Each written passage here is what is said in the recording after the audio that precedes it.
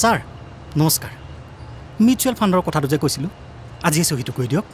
3 বছৰত পইচা ডাবল হোৱা গেৰাণ্টি মই ল'ম সেই পাগল হৈছে নেকি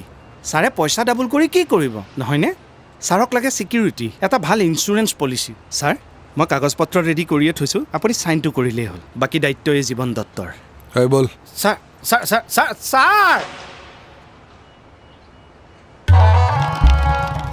मेरा मेरा मेरा मेरे रे रे मेरा मेरा मेरा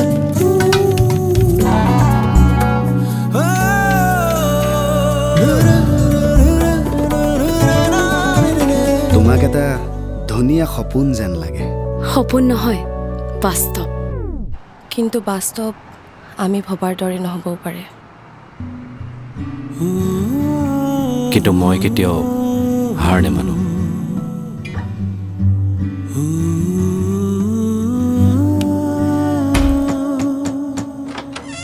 গুড মৰ্ণিং দাদা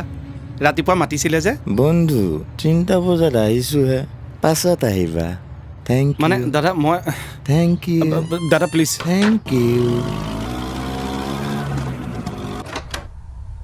বাইদেউ মাতিছিলে দাদাই এখেত নাই নহয় এখেত নথকা অৱস্থাত মানে মতা মানুহ খুব আহিলে ভাল- বেয়া পায় আপুনি পিছত ভাল আহিব দেই পলিচি বাইদেউ পিছত। এবাৰ শুনি লওক দাদা পলিচিটোৰ কথা যে কৈছিলোঁ বৰ ভাল পলিচি দাদা ফৰ্মখন আনিছিলোঁ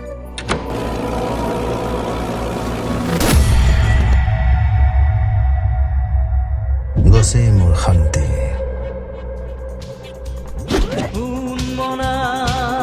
মনে মাথো বিচাৰি ফুৰে দিশে দিশে আজি তোমাকে ধুমুহাৰ মাজতো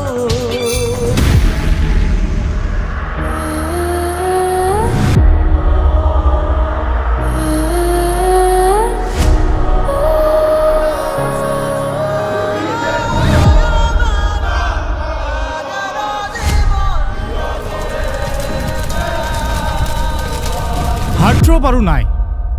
আধৰুৱা হৈ গ'ল অসমবাসী আধৰুৱা হৈ গ'ল সেই মহান শিল্পীগৰাকীয়ে অসমবাসীৰ সৈতে দেখা বহু সপোন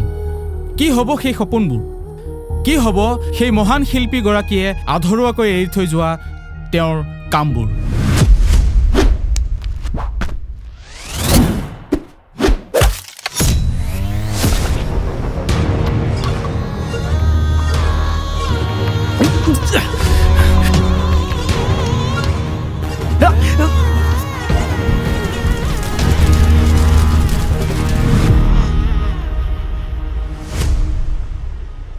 কোনো এইটো গৰু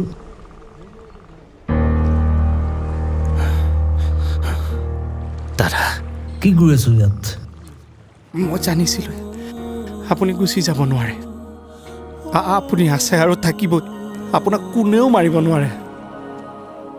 মোক মাৰিব পাৰিবি দম আছে যদি মোৰ আদৰ্শক মাৰি দেখা